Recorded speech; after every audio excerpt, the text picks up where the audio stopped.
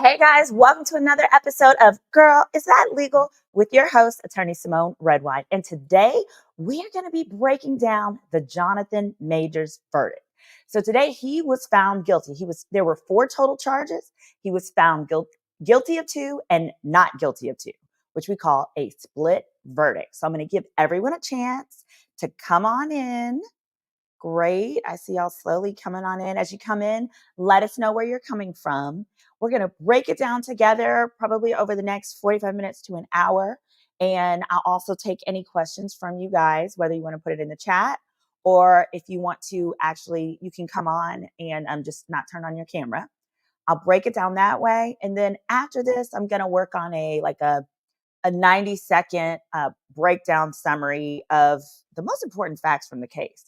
Um, some people have asked me, what did I think? Did I think Jonathan is guilty or not? And for me, it all depends on whether you see Grace's behavior that stemmed all of this, which was stealing his phone, if you see that as a crime. If you don't see it as a crime, if you don't see it as something she was not supposed to be doing, then I could see how jurors would believe that Grace is a complete victim and that there are no other victims but Grace. Somebody said, I need an update on last night, though. Oh, yeah. As you guys are coming in, I'll give you a quick update of last night. So last night, as you guys are coming in, we're going to keep it legal. But last night, basically, I had a date fail where my date got so drunk and so sick on the date that he was just puking everywhere. And I had the moral dilemma of, did I want to let the $188 worth of food that we ordered on his card, the lamb chops and lobster and salmon and so forth, go to waste and get cold? Or did I want to focus on eating those and minding my doggone business? Because this is not my man. This was not my man who was just throwing up everywhere and hadn't even bought me a Christmas gift. So I actually have that story. That's going to be on Story Time with Simone. That'll be under another segment on the page. So we're going to go ahead. I see you guys are from Atlanta. We've got Canada today. Oh, yes. Yes. Oh, yeah. Dating has been interesting. And with respect to that date, before we go straight up into Jonathan and his situation, just know I think I've decided that that's going to be my last date of 2023. Because ain't no way. Ain't no way. And then he had the audacity to get an attitude with me and hang up on my face after I called to address it with him this morning. But I digress. What we will do is let's hop on into Jonathan. All right. Yeah, the dinner was good. So we've got Miami, we've got Houston. I definitely want to encourage you guys as I'm breaking this down. I want you to put your questions in the chat because if it's your question, it's a few other people's question. And I want to make sure that I get a chance. Ooh, ooh, ooh. Hold on. Here we go. There we go. I want to make sure that I give you guys a chance that you could ask the most burning questions, because at first I was like, wait a minute. I didn't care one way or the other. But for me, once the TMZ footage came out of Jonathan Majors running the 50-yard dash, running like Forrest Gump away from Grace, who is the alleged victim, who's now been, found to be a victim per the jury. I said, okay, hold up, wait a minute. Something is awry. Something is awry. So let's start with what the charges were. Okay, Marvel star Jonathan Majors was found guilty on one count of third-degree assault. Wait a minute, hold on. Oh, let me make sure. This is not like my most updated version, but hold on one second. I just want to make sure I get you guys the best version and verdict. Let me just update this. So I'm going to pull this down. Then we're going to re-add it. Give me one moment real quick. I made some updates because y'all need to see all of this. Okay, here we go.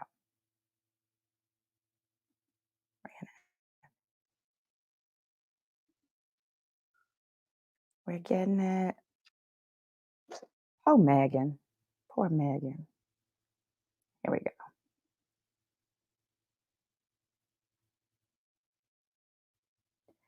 Somebody said, and what was her charge? How is it an assault when you are running away? Oh, we got this. All right, here we go. And then what was her charge? So I'll start by saying He pressed charges against her too. So let's start with the facts, and then we'll get into the charges. So generally, the facts were this: um, her position by her, I really need to say the state. The state's position is that Jonathan committed assault and harassment by breaking her finger, as well as breaking her finger and then grabbing her and putting her back into the truck, which is what you'll see in part of the video footage. Now, everything stemmed from him being caught cheating, effectively. They were sitting in the back of the car, back of the private hire taxi, when she's laying her head on his shoulder and she sees a text message from a girl named Cleopatra. We're going to just guess she's probably a sister because I don't know any Caucasians named Cleopatra. So he sees a text message from Cleopatra that says, "I wish I was kissing you." And she gets mad, like any woman would. Like, who is that? She then lunges at him and starts grabbing on his phone. Now, according to the testimony of the driver, mind you, the driver is the prosecution's witness. The prosecution's witness says she hit him first. So she popped him, and at one point even referred to her as the psycho girl. The prosecution's witness said she hit him first in the initial testimony. Then on redirect, which means during the cross-examination by Jonathan's lawyers, when the prosecution doesn't like what they're hearing, they get a chance to clarify. At which point she said, "Well, technically, I didn't see her hit him. I assumed it was her hitting him based on the sounds." So the two of them are in the back seat. They're wrestling over the phone.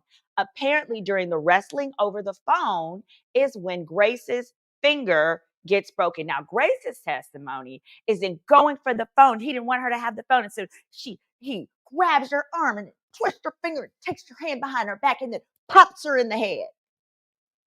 Okay, I'm going to demonstrate that for you one more time. Hold on. He grabs her. She's going for the phone. He grabs her finger and twists her finger and puts it behind her back, and then he pops her on the head.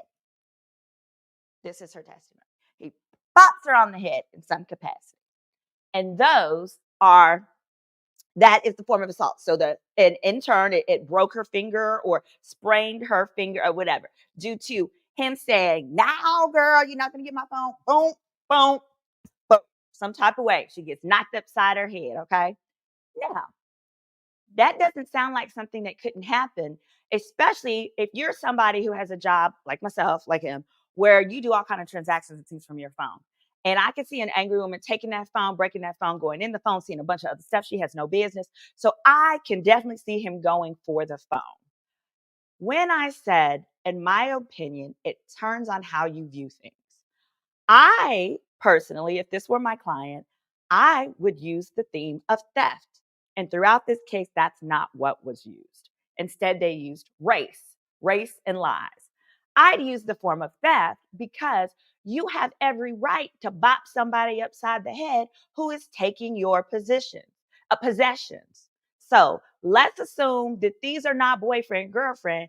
This is a stranger, right? If this is a stranger who comes and takes your phone, you have the right to, in the course of snatching your phone back, if you break their finger unintentionally, it's not a crime.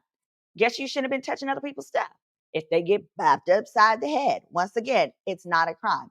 But for some reason, the prosecution chose to not apply that. And it does not appear that the defense attorney used any strategy of saying, he never intended to hurt her, but if she was hurt, it was during the course of her stealing his belongings and then getting injured in the course of that. Stick with me because the theft theme will continue. All right, somebody said his attorney was a clown and wore crazy outfits to court. Actually, I have some of those. Let me see. I could actually show you some of her stuff later as we're talking about that because I was a bit shocked, alarmed, concerned. There were so many words. Let me show you. I do have a photo of his lawyer. Um, this was very interesting to show you. And I'm going to continue with the facts. Don't worry, guys. Don't worry. But I need you to see this, y'all, so you can put this in context. This is really interesting. She is a unique and I guess the word would be eccentric woman. Here we go. I'm gonna do a share screen.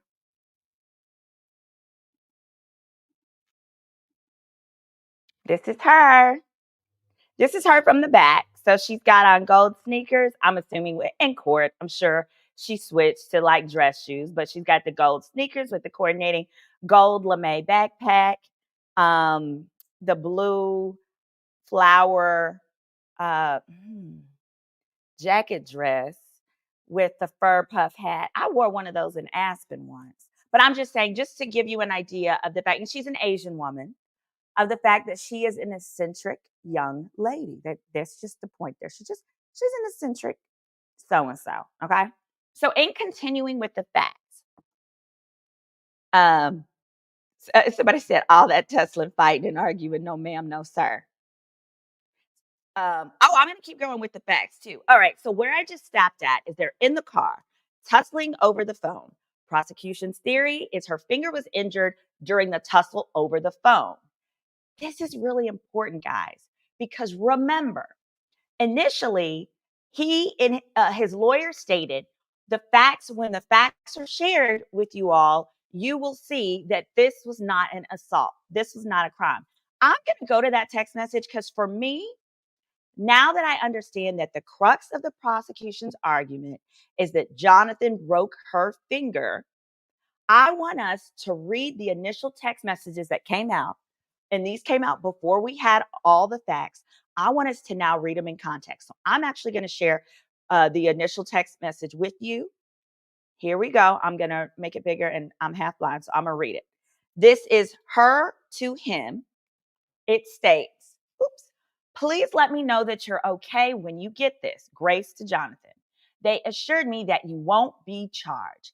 They said they had to arrest you as protocol when they saw the injuries on me and they knew that we had a fight. I'm so angry they did. I'm sorry you're in this position. We'll make sure nothing happens about this. Here's what matters. Okay, here's the part. I told them it was my fault for trying to grab your phone. I only just got out of the hospital. Call when you're out. So this is the part that had everyone in a frenzy, where it said, I told them it was my fault for grabbing your phone.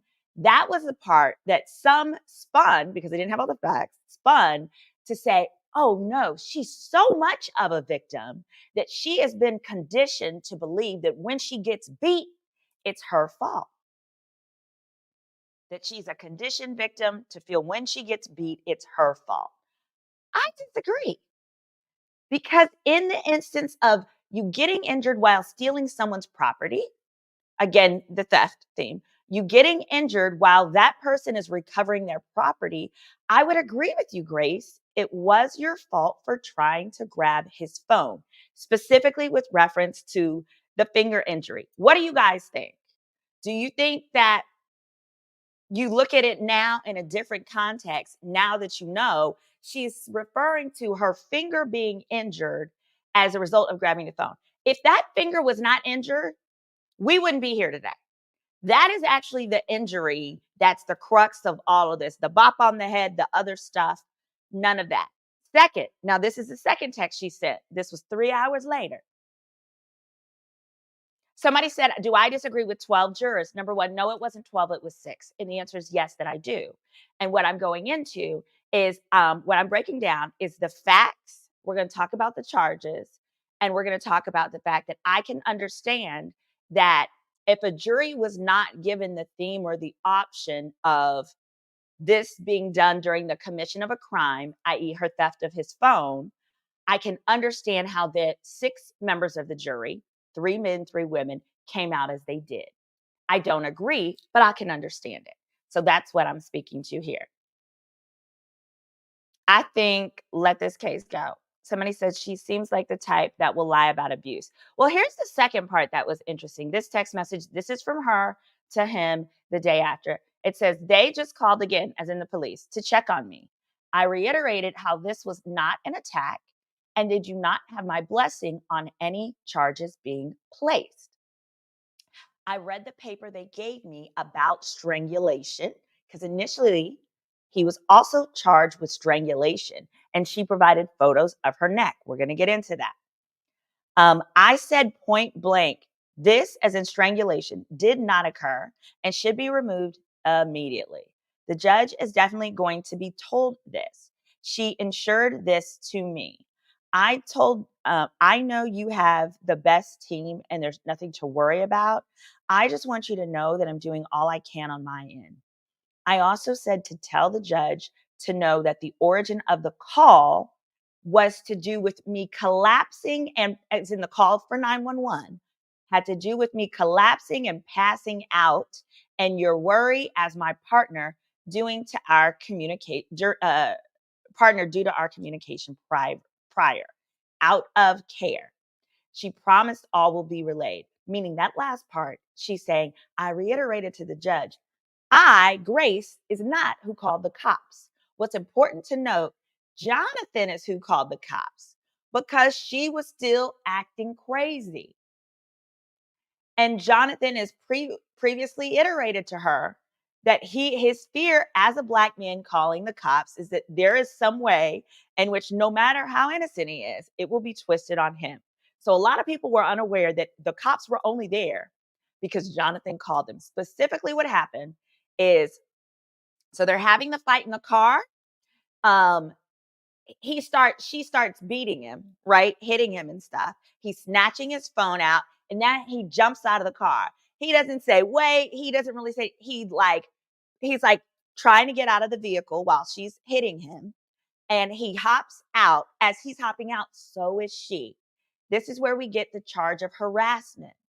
On the video, as she's trying to follow him and grab him, he turns to her and he puts her back into the vehicle. Now she's hitting and grabbing at him, and he puts her back into the vehicle. And that is the ultimate charge that got him the harassment charge. We're going to keep going with the facts and we'll break down the charges because it's important that you know all the facts before we break down the charges. So he puts her back in. She still won't stay in. Now, mind you, if somebody has just twisted my finger, put it behind my back, bop me in the head, and is now saying, get away from me, broad.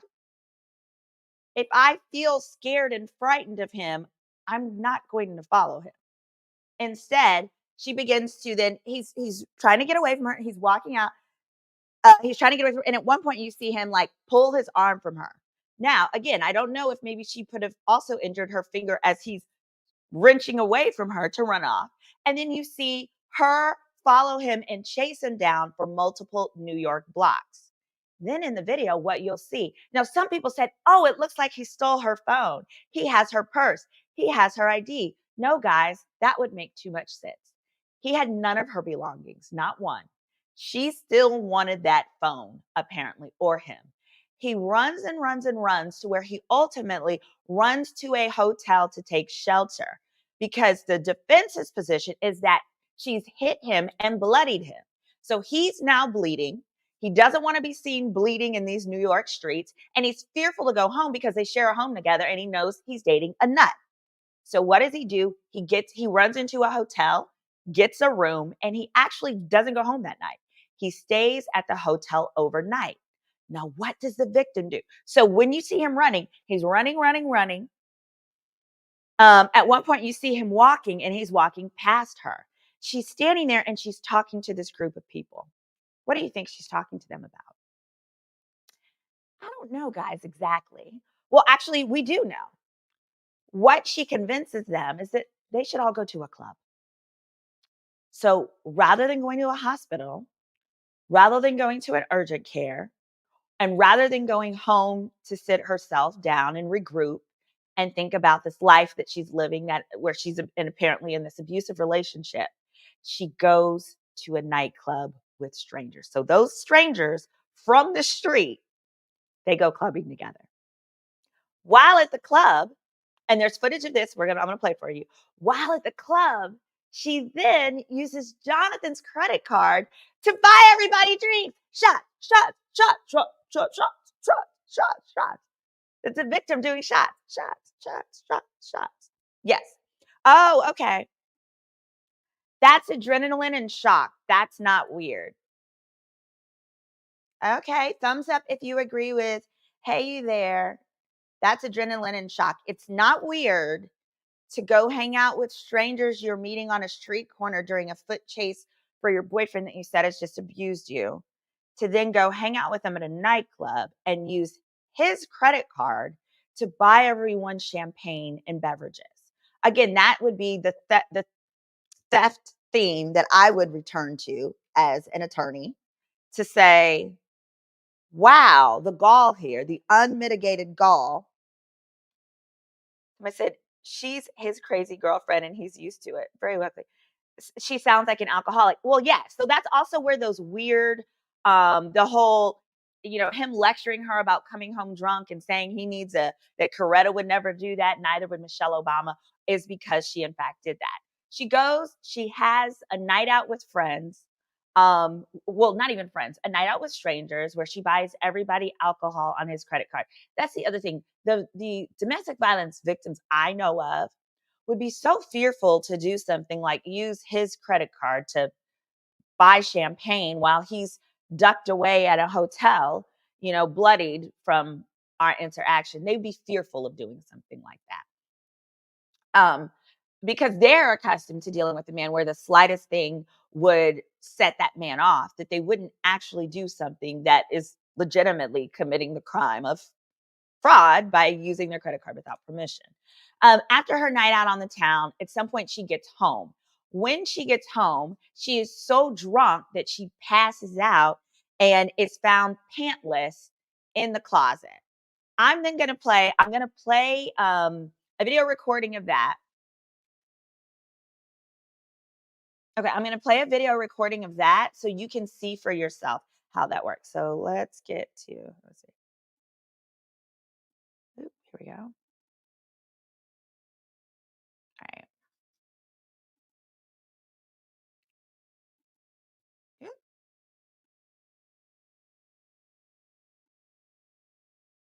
Oh, it's not playing. Hold on.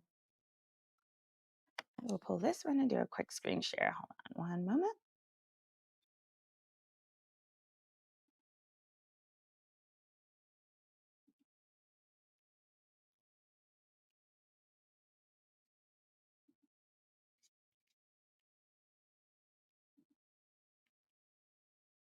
All right, and I think we can do, give me one quick second because this one is oh so worth it.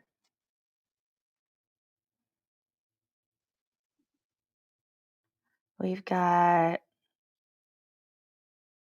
I want to replay this one. Hold on one second. Here we go. So we're going to,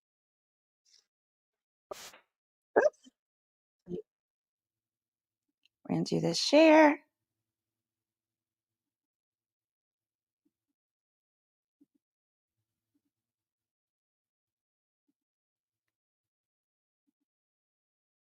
Here we go. On the Manhattan Oh, you know what? District Can you Attorney's guys hear case. that? Thumbs up if you can hear that. I might need to do a stop and then reshare. Yeah, let me do a reshare. Good. It's also sharing the audio. Okay, great. Now take a New look at this surveillance evidence. video from March 25th shows the black Escalade in which prosecutors say Jonathan Majors assaulted then-girlfriend Grace Jabari. Jabari testified while in the SUV, she saw a woman named Cleopatra text Majors, quote, "Oh, how I wish I was kissing you."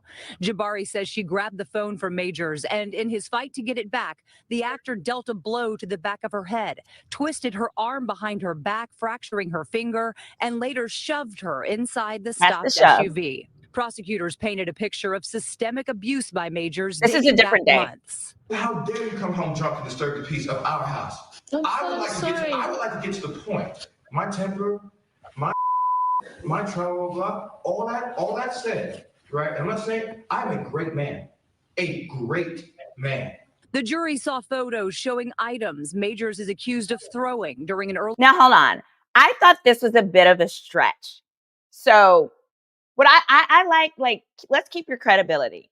I get, okay, he may have thrown those things, but I'll let you keep watching. Earlier fight with Jabari and text messages where he threatened suicide. But Major's defense paints Jabari as the aggressor on the night of March 25th, enraged by the text message and later running after Majors following the altercation. They also say Jabari went to Lucy's nightclub after the fight, where surveillance video shows Jabari was not injured and freely using the fingers she says Majors fractured. No one, any police, fire, medical. She's unconscious. Okay. She's naked from the bottom down. She's my ex-partner. We broke up. I came back. Police body camera video shows officers finding Jabari inside the closet of the Chelsea apartment she shared with Majors after he called 911. That shows to me that she likely got so drunk that night, she passed out drunk. All right. Which is, it's your house. You have every right to pass out drunk. But it's very interesting to me. All this time, I always thought that it was she who called the police. No, it was him, because he comes home and says, oh, hell no. I walk into my house and there's a passed out Caucasian woman laid out pantless. This is a lose-lose for me. I can't do that. I'm going to call the police so that I have all of my bases covered. Let's keep watching. Police took Majors into another room as paramedics examined Jabari. They eventually took her to Bellevue Hospital, where doctors confirmed her finger was fractured and she had a deep cut behind her left ear. Okay. Now, this is the cut behind the ear. Interestingly, to me, that is not consistent with being bopped upside the head in the midst of someone trying to take the cell phone. But it can be consistent with someone being so drunk that they fall down, hit their head, injure themselves in some capacity, end up passed out in the closet. That's what drunk people do. And interestingly, in the court testimony, the prosecution had a witness, a doctor witness that said, oh, yeah, her injuries are consistent with Grace's version of the story. However, Jonathan his team had their own expert that says, no, if that happened like she said, where you take your arm and you do this and you pop your head, you're not going to have an injury here. It might be on the head. It might be there. It might be somewhere else, but it's not going to be behind the ear. Behind the ear is very specific and it's inconsistent with that. And it could be consistent with someone who had a drunken night of drinking and partying. And whatever they did, whatever Grace did that night after the two of them left, because remember, after the foot chase, they were no longer together that night. After the foot chase, he took refuge in a hotel and she took refuge in a nightclub. A doctor testifying for the defense this afternoon that Jabari's ear wound was not, in fact, consistent with a blow to the head, as is alleged. The defense this morning called for a mistrial, saying prosecutors had not proven their case. That motion was denied. Testimony continues here tomorrow. Outside Manhattan Criminal Court, Jessica Moore, CBS 2 News. And if convicted, Majors could spend up to a year in prison. All right. He called 911 first because he thought they would side with him, and it backfired. Absolutely. He wanted to get her in trouble. I agree. And he wanted to be sick of that situation. But that also can be consistent with him feeling wronged. So if he feels she was wrong for trying to steal my phone and hit me in the head, then I can see how that would work. So could the cut have happened earlier that day? Yes. That was also what I thought was interesting. It didn't seem that they really stuck with the timeline. To me, it was very significant. Excuse me. It was very significant that the injuries that are the crux here, again, which is the sprained finger, the injury here behind the head, those two injuries were injuries that, according to the prosecution's theory, must have occurred in the back of that car. There were no other places, because everyone agrees that after the back of that car, the two went their separate ways. And so I also, if I were a defense attorney, I probably would have laid out the different ways in which, or times in which, or other more reasonable opportunities that Grace could have had to obtain that type of an injury, which, we don't know what she did after she left the club, but again, there are a variety of things that could have happened that would be a little more consistent with that. Juries get it wrong. Innocent people are convicted. Yeah. I also think that when you're dealing with something like a misdemeanor, jurors, especially jurors of 6, they don't look at giving the verdict. They don't look at it in the same way because they know that this person's life is not going to be forever changed in the way that it would if you have a felony, right? Misdemeanors can be expunged and they can be sealed in a variety of different ways depending on the state. But also they know, so the most he can face is 1 year in prison, which is highly unlikely. I think that a deferred adjudication, community service, probation type of thing is far more likely. But here, he had to go to trial because the risk of what he would lose was too far great. He had to go at least attempt to get a not guilty. Because again, if he got a not guilty, he would also have the ability to sue her for defamation. At this point, he cannot. He cannot. No, this is not a felony. This is a misdemeanor. He'll likely get community service like Chris Brown. Yeah, quite possibly. All right, now let me put up on the screen the charges. Let's do that. All right, so the 2 charges were assault and harassment. So he was found guilty of 1 count of assault. So count of assault and 1 of harassment, and they broke it up. So the harassment in the 2nd degree, that means he or she engages in a course of conduct or repeatedly commits acts which alarm or seriously annoy the other person and which serve no legitimate purpose. Here, his act of harassment was putting her back into the Uber. That's what the jury found. The no legitimate purpose is the part where I said, if they believe that she hit him and was stealing his stuff and wouldn't leave him alone, potentially then they could see, no, it wasn't harassment because he did it for the legitimate purpose of making her leave him alone and stop hitting him. But it appears that the jury never believed his version or the defense's version that he got hit by her. Or even they didn't necessarily believe the taxi driver who also said that the girl hit the guy.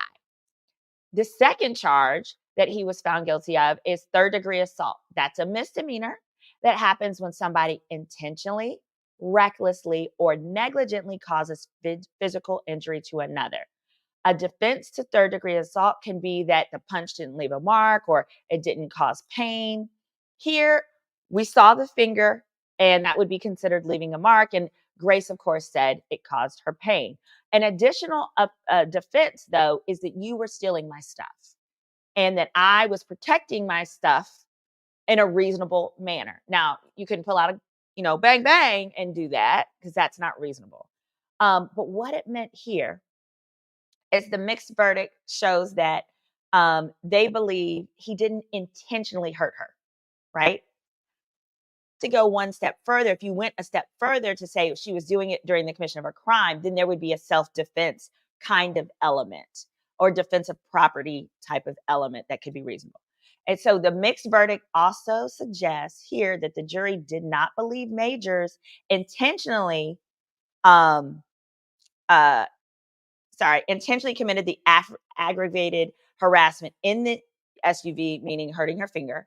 But they did believe that he harassed her outside the vehicle by picking her up off the ground, putting her back inside the vehicle.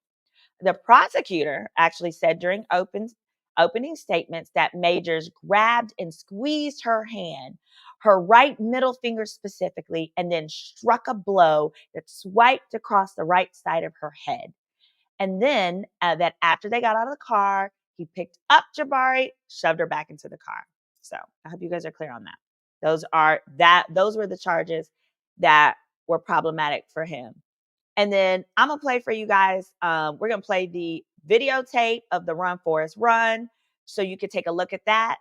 And then we're gonna get into the other text messages that the jury got to see that had nothing to do with this case. Those were not related to this offense, but had to do with this happened in March. This had to do with something that happened the prior September in England. So stay with me. Isn't there? Yes, we're going to get to that. Isn't there evidence of a previous assault via text message? I've read where he tried to prevent her from seeking hospitalization. Maybe they took that into consideration. They absolutely did. And I want to focus on that last so we can have a little more time. And let me drop you guys the link in case somebody wants to ask a question. Again, you are welcome to do so. You don't have to turn on your camera. All right, so let me pull this down real quick. We're going to watch that footage of the Run Forest Run videotape. Here we go.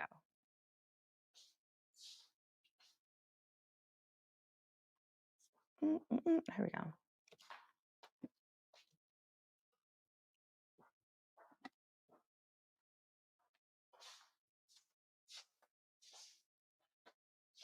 Here we go.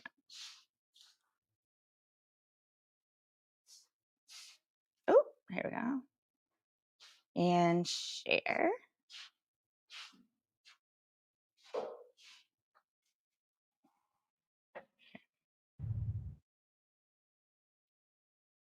All right, now there's no sound. But yes, what we're going to see, and this is really what everything turned on. They watched this footage over and over and over again. So that's him putting her back into the vehicle. There's a little clip of him like trying to get her back in. It's a little harder to see from this angle. But okay, now there's the two of them walking off. He's trying to get girl, back up off me. Back up off it. Now you see him so right there, that little interaction. I felt like that interaction also could have been a place where she injured her hand. If she's grabbing on him and he's yanking himself back, where, let's watch. He said, leave me alone, leave me alone, leave me alone, leave me. You see where he's trying to run away and she's grabbing at him where she could have injured her hand. But the defense did not bring that argument. And I'm sure it was for good reason. Here we go. This is closer up. Putting her back in the vehicle. This was the harassment. And I can thoroughly understand how they found that to be harassment if they didn't feel like he was hit. If he didn't feel like she hit him or injured him in any way. See, there's where oh, get off me, girl. Now, hold on. Look at that interaction. Do you feel that interaction, he basically did like a football move. Is that the interaction of an abuser? When I looked at that, the abusive men and people that I know who are genuinely abusive would not have done one of these moves, even if it was in public. You would have got a fist. You would have got a lot more than just I'm gonna shove you with my body because you're not understanding. Here, I'm gonna play it again real slowly. Let me see if I can. Here we go. Here we go. See? Body, get off me. Let's see it one more time. Oops. It's going slow. Here they are together. Girl, leave me alone. I'm leaving. And then he's going to turn and body, get off me. And he shoves her back. He doesn't punch her. He doesn't slap her. He doesn't knock her to the ground. Y'all tell me, he was defending himself and property. How is he in the wrong? That's the thing. That was not the argument that his defense attorneys made. I saw it that way. It sounds like some of you are seeing it that way. But at the end of the day, it is the defense attorney's responsibility to give that story to the jury. We say in the practice of law, the person that tells the best story wins. That's not just true about the law. It's true about life. You know, whether you're dealing with your boyfriend or your girlfriend and they ask you why you've done something, if your story doesn't make sense, you don't win. And here, I think that it sounds like the amount of time that the jurors took, they really wanted to take their time going over the evidence. But if you're not given a self-defense type of theory, then you're not, as a juror, allowed to create one. Because first of all, you don't know the law. They do. Somebody said this wrong. This one was wrong. It's 2 left feet. I just think that both of them are toxic and abusive. Agreed. That's why I want to make sure we're going to go next to the text messages. Okay. We're going to go to those text messages and I want you to see them in his words, not mine, not the New York Times, but we want to look at them in his words specifically. I think they both put hands on each other. Me too. And I believe you believe she was a battered, helpless woman. I don't know that she was a battered, helpless woman. I think that these are just two toxic people in love doing goofy stuff. Um, yeah, that's how I see it. I don't know if you were missing a word in there to make it, but let's go now. Let me add this too. So let's do stop the share. Hold on. Also, what I've got here is I want you to see this testimony. This is a testimony that I found very interesting. This is from the taxi driver. And the minute this happened, I said, I don't care. I don't want to hear from nobody but the taxi driver. Why? Because that driver was getting paid to be there, right? But it was a type of payment where you're not going to have loyalty to one side or the other. It was a one-time hire. It's not like that driver was on Jonathan's payroll such that they're going to feel the need to lie for Jonathan. But I felt that that was the only independent third party involved. The taxi driver said this. Now, mind you, there was like a language barrier. So he was speaking through a translator, but also spoke English. So they understand English completely. But whenever you have court, they always give you the option of a translator to prevent any issues on appeal. It says, Chaudhry, which is Jonathan's attorney, said context is everything. In her closing, she stated, you heard from the driver who told you that Grace had attacked Jonathan all night and that Jonathan was the one who said, stop the car, that Jonathan was trying to get rid of her. So he says, stop the car so he can get rid of her. That's why he's putting her back in the car because he's trying to get rid of her and she still won't leave. That Jonathan was trying to get rid of her, that she was trying to leave him alone. Testimony from the hired driver, who was called as the prosecution's witness, appeared to corroborate Major's claims that his ex-girlfriend had assaulted him in a blowout because he refused to let her look at his cell phone after receiving a salacious text message from another woman. Speaking through a Urdur, I can't pronounce that, whatever, a language interpreter, on Monday, the private black car driver named Naveed Sarwar, poor Naveed, he don't want nothing to do with this. He said, why y'all put my name in it? He testified that he kept his eyes straight ahead on the road as the couple began fighting in the backseat of the SUV as they were crossing the street on the Canal Street. But he had a feeling that the girl had hit the boy because of the way she was fighting.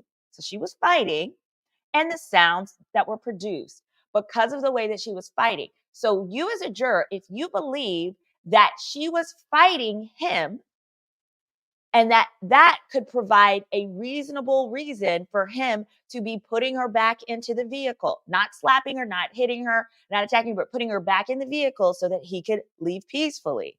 Major's defense team had countered that Jabari was in fact the aggressor during their domestic spat in the back of the hired Escalade and fixated at trial that the English dancers drinking that night was the problem.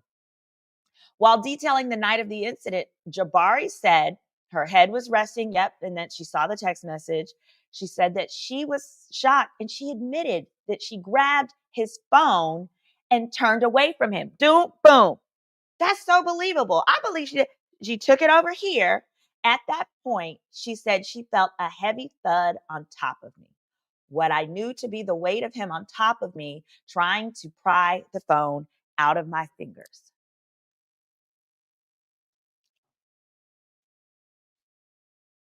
What I knew to be the weight of him trying to pry the phone out of my fingers.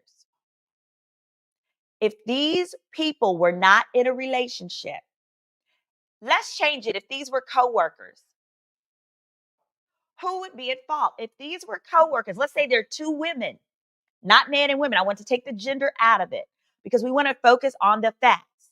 If we're dealing with two coworkers, right, no love relationship that are two women, the woman who would be in trouble would be the woman who stole the other woman's phone. I would conjecture. Somebody said Megan didn't start it, but the DA refused to prosecute her. Yes, The DA will never prosecute a star witness of a pending case. Never, ever in life. You can't do that because then it's called tainting the witness. If you do that as a prosecutor, it means you no longer have the case because the defense is then allowed to bring in the fact that the person whose complete credibility is on trial, so to speak, is not credible because they are under the suspicion of being a criminal. So that's why even if they've done it, a prosecutor, what they're going to do is they're going to look and see, of these two people, who do I feel I'm more likely to win a case against? And that's what that's going to be.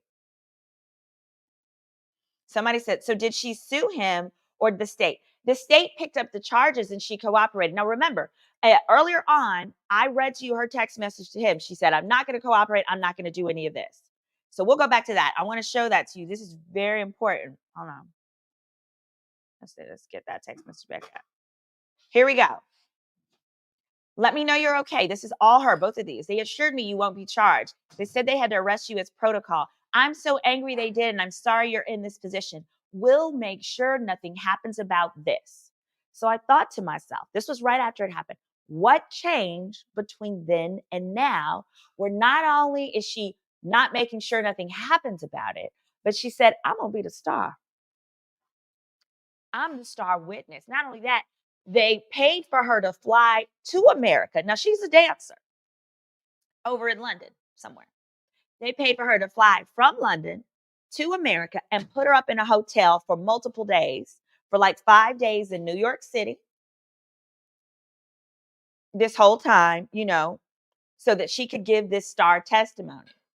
So the only thing that changed between then and now is he refused to get back with her. He refused to get back with her. Now, and that brings me to this question I want y'all to answer in the chat. Initially, when I heard, okay, they never got back together after this, to me, that made me think, oh, that leans in favor of him. Because this whole time she's trying to get back with him. And he says, nope, you've done enough here. I'm tired of you doing stuff and you've done enough. However, in retrospect, now I think, hell, he probably should have got back with that girl. At least till the statute of limitations passed, or at least till like 6 to 8 months, to where it would be at that point, it would look foolish for prosecutor or the DA's office to pick up charges. What do y'all think? In retrospect now, you think he might have should have just got back with her, gave her a little bit of that little civil rights peen? He'd be giving out, Daddy, I'm really over here trying to do my live. Daddy, I love you, but it's a little noisy. Sorry, y'all, I'm at my parents' house. Daddy's doing the dishes to make sure when my mom comes home it's clean.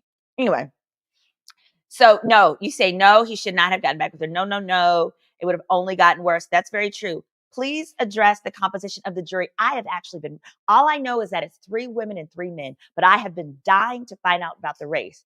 I do not believe that there were Blacks on the jury because I believe with all of the different people who have been reporting, and I've been like Instagramming, like adding them and asking, tell me about this.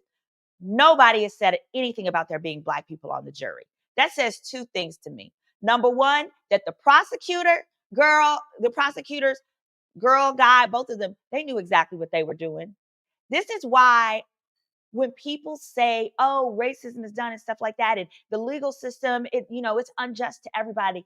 As long as you have DA's offices that intentionally keep Black people off of juries and want to pick off Black jurors from cases like this, that's how you know that they not only know racism exists, but they use it in their favor.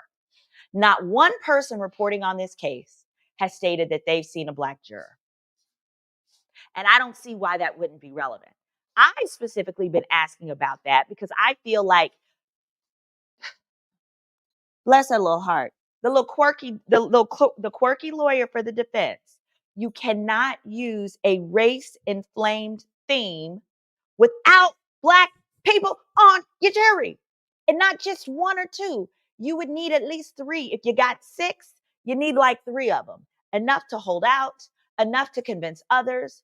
But you cannot have a race-inflamed theme without people who've experienced racism. Somebody said 1 Black lady. That ain't enough. It's not enough. She can't carry the jury. And it's an unfair responsibility to put on her.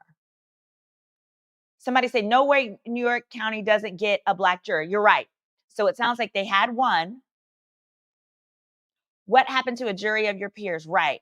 What happened to it being 12? Okay, great question. Instead of 12 jurors, there's only 6 because it's misdemeanor court.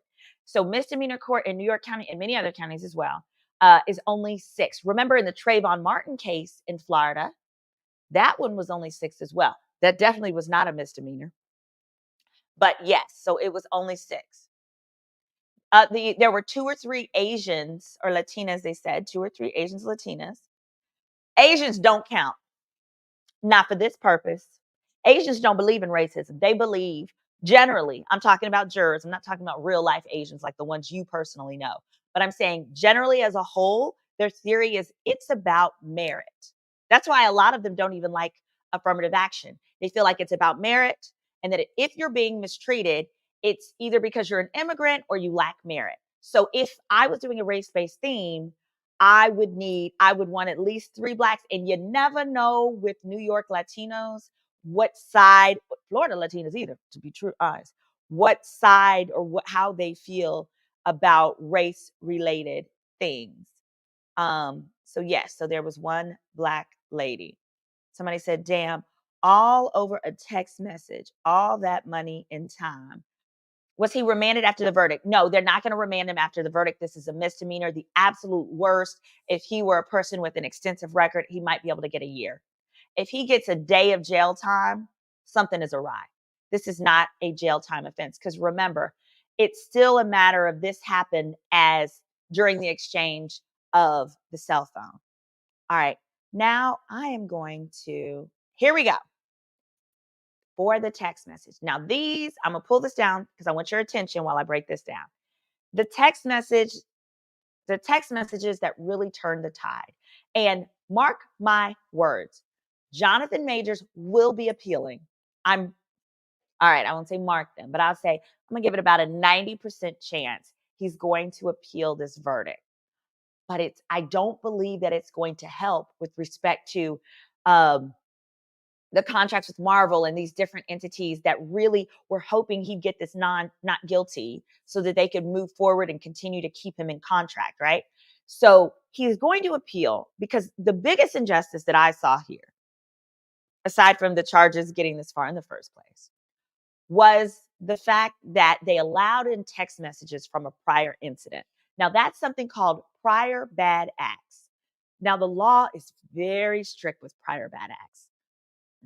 There are a number of murder cases and serious cases where this person really clearly did it, but they get their cases reversed because a judge allowed a prior bad act. Prior bad act means some evidence that at a prior time you did something similar. So the rule is that even, let's say here, this is supposed to be about abuse. The law says just because you slapped her last month doesn't mean you slapped her today. We won't say slap but just because you sprained her finger last month doesn't mean you did it today. Therefore, we shouldn't allow in evidence of any prior abuse or incidences unless a certain specific, unless it's like identical, unless there's a specific reason. So what happened here is beforehand, the judge says, nope, we're not letting these text messages in. These text messages pertain to the prior September. This incident happened in March, but the prior September, there was something, we still don't know what, because Jonathan never took the stand. But the prior September, the 2 of them were in London and had some type of incident. And she claimed that she hit her head with relation to him. I'm going to put the text messages on the screen in a moment. But what the judge ruled in this case is, nope, they're too inflammatory. It's too likely to confuse a jury, so they cannot come in. But what ended up happening is that Jonathan's lawyer asked her a question. And because that question was asked, the judge said, you know what? You're here making her look like a liar. I'm going to let that text message in to prove she is, to allow, to show that she's not a liar. So here's the text message. So you needed that. Somebody said you need to hire me. Somebody said Tyler Perry would be happy to have him. I thought the same thing. All right. Jonathan is in the black. He writes, it's just fake. And you have, it says, and you have, Ashir, you have no perspective of what could happen if you go to the hospital. They will ask you questions. And as I don't think you actually protect us, it could lead it to an investigation, even if you do lie and they suspect something. So keep there. The whole, even if you do lie, it assumes that the truth is something that would make him the bad guy, would make him the aggressor. Her response, I will tell the doctor I bumped my head if I go. I'm going to give it one more day, but I can't sleep and I need some stronger painkillers. That's all. Why would I want to tell them what really happened when it's clear I want to be with you? He responds, I feel like you want to be together, as in to not embarrass yourself for everything you said to your friends and family. We'll get back to that. Last night, I considered Xing myself versus coming home to you. Meaning, girl, you so this all this back and forth is this too much. I wanted to not be here, to not come home to you. He said, you said you needed love last night, and I put my feelings aside and tried to give you that.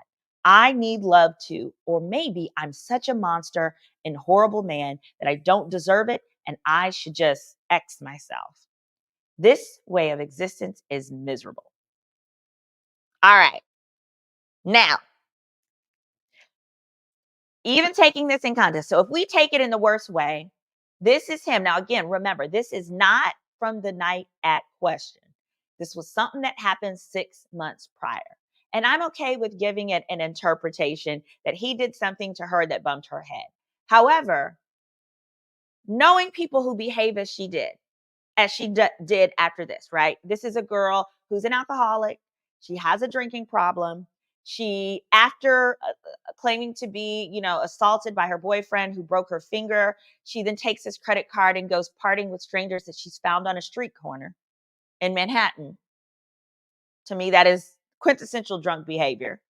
I can see them being in situations when she's fussing and she's admittedly hit him and done stuff to him. I could see them being in physical hitting, shoving, pushing, maybe slapping him, whatever, and him pushing her off of him and her hitting her head. To me, that doesn't make him aggressor. If you are jumping on me or my son or my godson, and in him shoving you off, you hit your head against the wall, well, maybe you shouldn't have shoved and hit in all of those different things. That's one way that you can see it. The other way, even if we take it as he said, what it sounds like here to me, this last text message too, that says, I feel like you want to be together, as in to not embarrass yourself for everything you've said to your friends and family.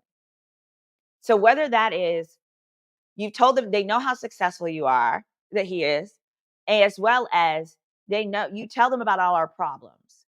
And so they've probably told you, well, then we need to break up. If you say all these things are wrong with him, you need to break up.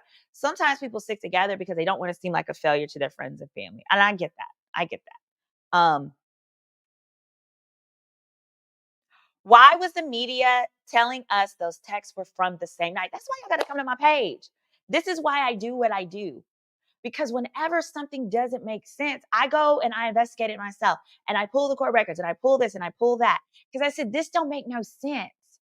If these were in existence, there's no way his lawyer would have said, wait till we show you the text messages. It'll make sense. That's the way I knew something didn't make sense.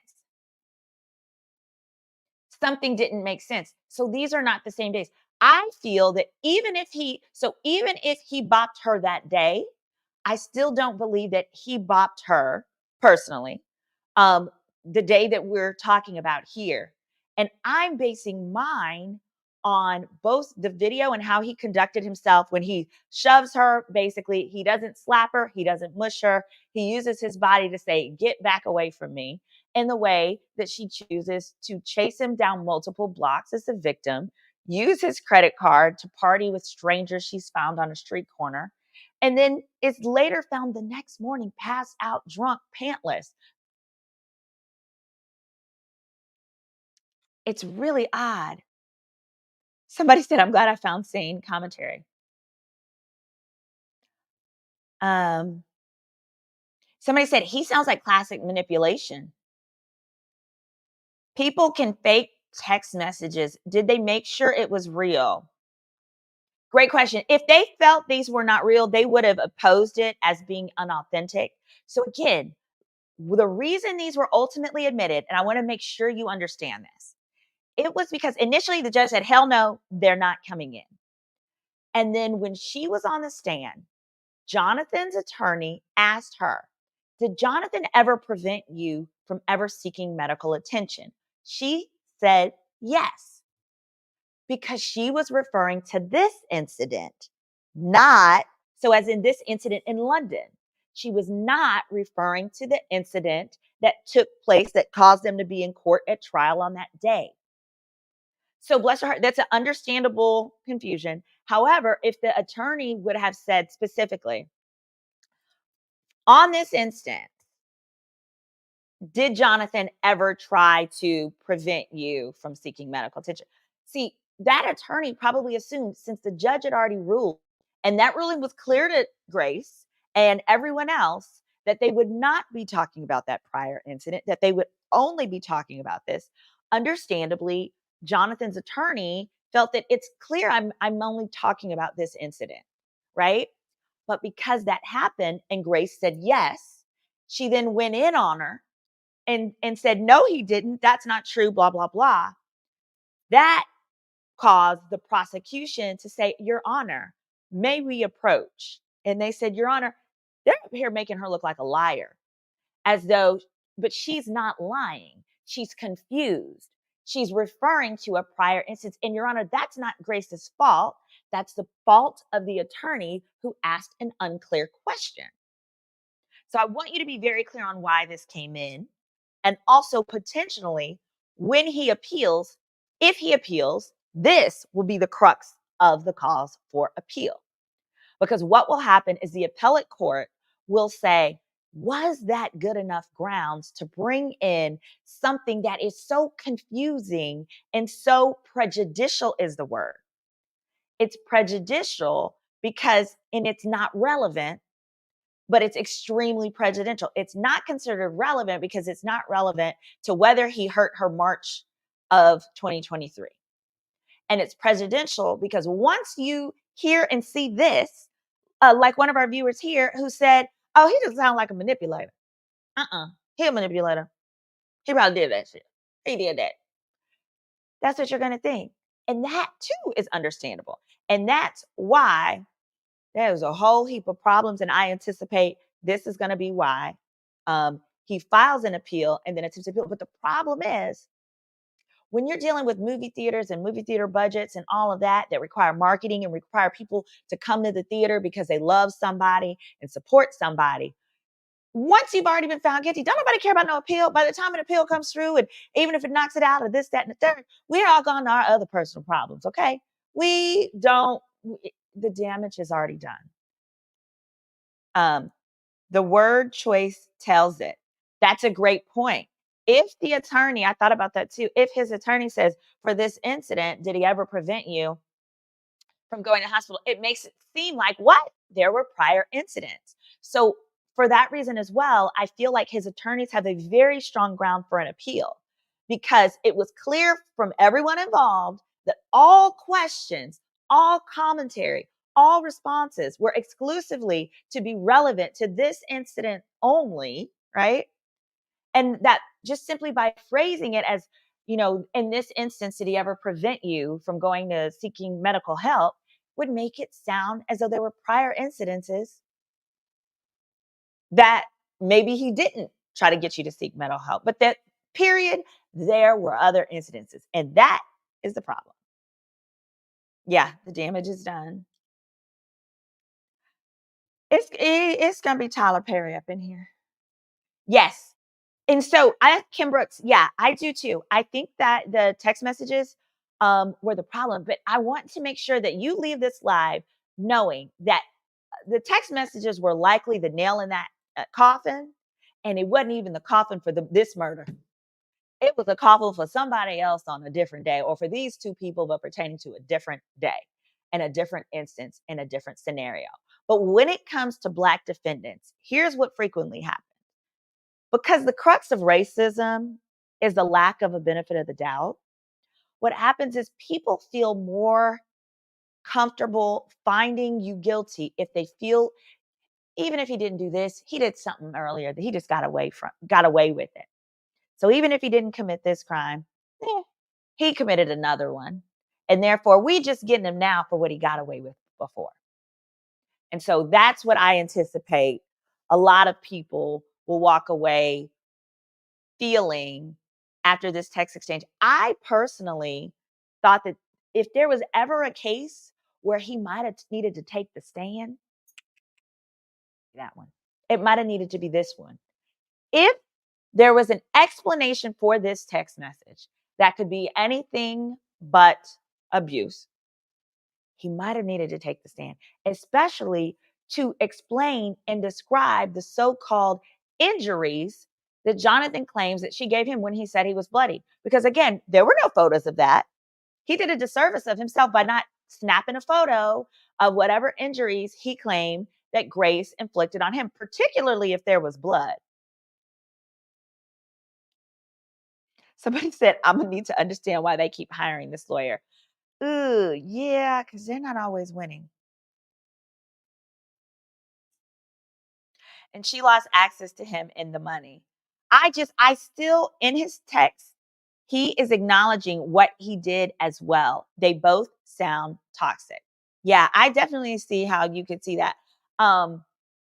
I also know I've dealt with like nutty people where it's like, hey, if your goal is to get them to not, you know, do something, you do have to lay on your sword and like, let me leave my personal business out of it. But I say that to say I could see multiple ways where this particular interaction could have been something where they both were being toxic and on one another in such a way that she ended up with the head situation. I can also see there being a situation where he did something and she slapped the crap out of him. And then he shoved her or did whatever. I think I know a lot of women have been in situations where something happened and you felt like, and you slapped this man. Now we can't really do that anymore. Like we used to be able to slap him silly. I had to do that. This man made me slap him silly in just September, and if he would have shoved me into the wall, I probably would have had to just take that head bump because I really should have kept my hands to myself. But that's neither here nor there. I've got my own personal problems, and I think we all know this. His career is over. All right. I want to see if there are any final questions. Make sure there's else that I wanted to that we hadn't touched on in this case, but that I wanted to make sure you are aware of via the facts. And then just to see if there's anyone that wanted to ask a question. Here we go. That hadn't already been asked in the comments. There he goes. There's the link. And then if not, we will just wrap up. I'm going to scroll up to the comments, see if there's any other questions that we've got here.